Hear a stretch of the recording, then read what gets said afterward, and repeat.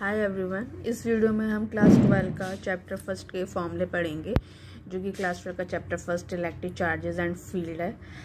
पहले फॉर्मूले में जो आता है वो है हमारा Coulomb's law. कुलाम law F = 1/4πε0 Q1 Q2 upon R square, जहाँ पे हेयर करके मैंने लिख रखा है 1/4πε0 9 × 10⁹ न्यूटन मीटर स्क्वायर कुलाम की पावर -2, मतलब कुलाम की पावर -2 है।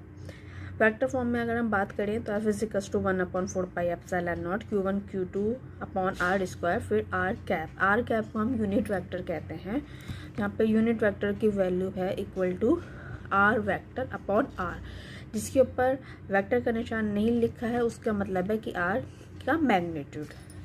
F21 को हम कहते हैं force on charge Q2 due to Q1, और F21 की जो वैल्यू है वो है 1/4πε0 Q1 Q2 अपॉन R12, फिर R12 का यूनिट वेक्टर।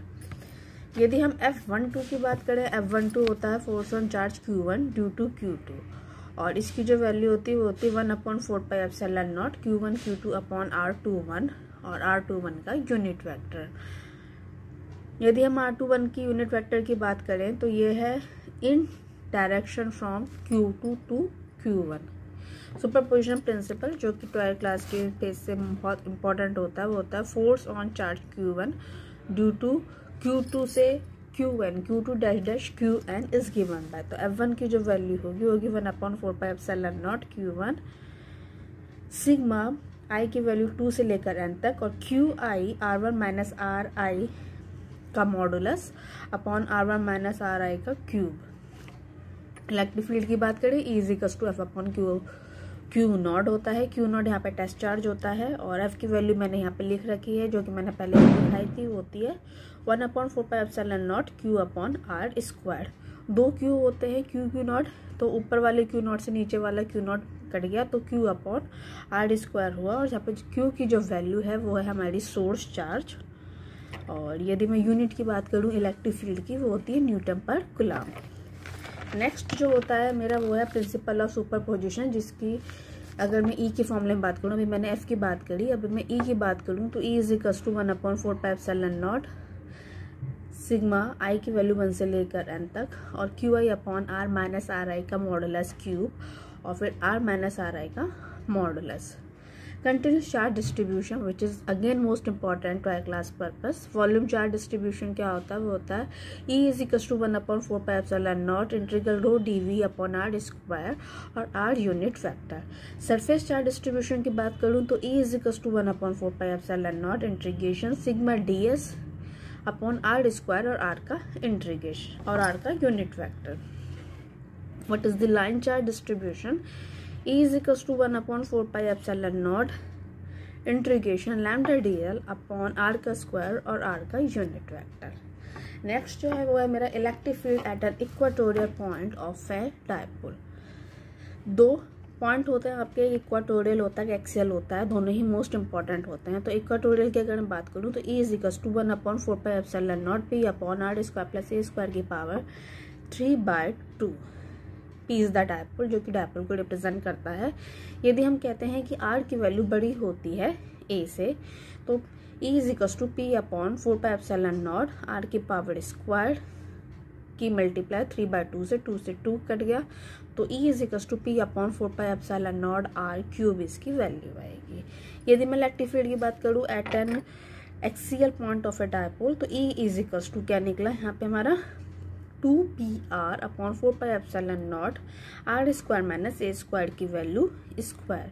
ये हम डायरेक्ट फॉर्मूला पढ़ रहे हैं क्योंकि हम यहाँ पे फॉर्मूले का डिवीजन कर रहे हैं। अगेन यदि मैं कहती हूँ कि R की वैल्यू बड़ी है A से, तो क्या वैल्यू है कि 2PR अपॉन 4πε0 R की पावर 4, क्योंकि R की पावर स्क्वायर की मल्टीप्लाई यदि मैं अगेन स्क्वायर से कर दूँ तो वो R की पावर 4 होती है, और ऊपर वाले R से नीचे वाला R कट जाएगा तो R क्यूब आ जाएगा। तो इसकी जो वैल्यू होती है वो आएगी आपकी = 2P अपॉन 4πε0 R क्यूब। तो हम यदि दोनों की कंपैरिजन करें, एक्सेल की करें, इक्वाटोरियल की करें, तो E एक्सेल = 2 × इक्वाटोरियल।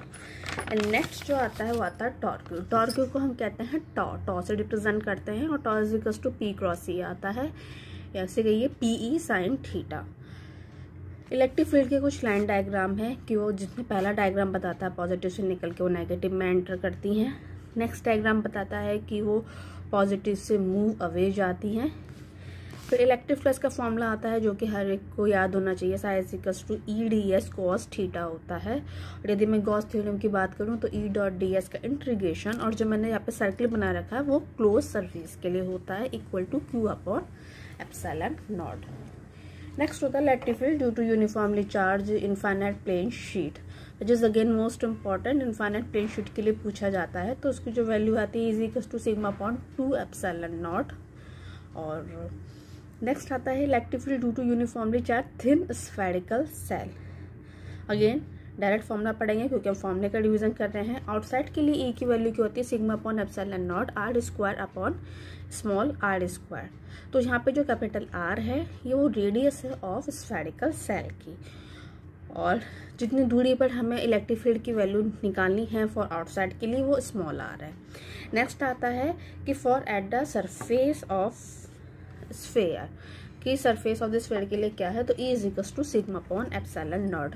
और यदि इनसाइड की बात करें तो E की वैल्यू 0 होती है in case of thin spherical cell.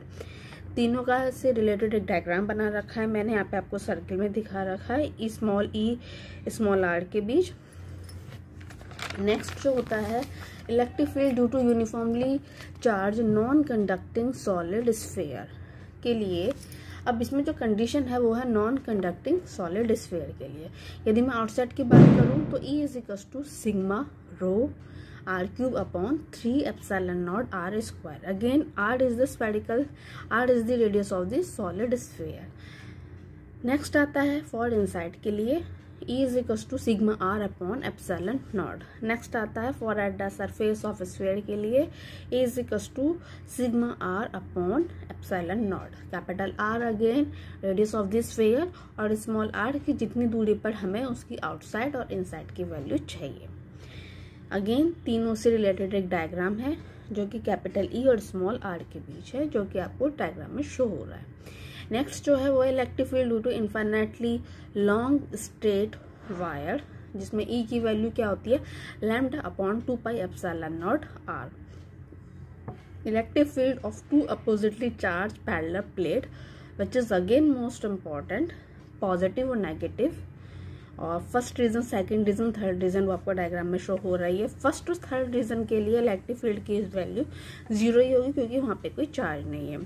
And next is the second region के लिए E2 के लिए जो वैल्यू होगी वो होगी σ/ε0। सो यहाँ मेरे क्लास 12 के चैप्टर फर्स्ट के फॉर्मूले कंप्लीट होते हैं। Again if you like this formula then please subscribe my YouTube channel which name is Physics with Aarti. Okay student, bye.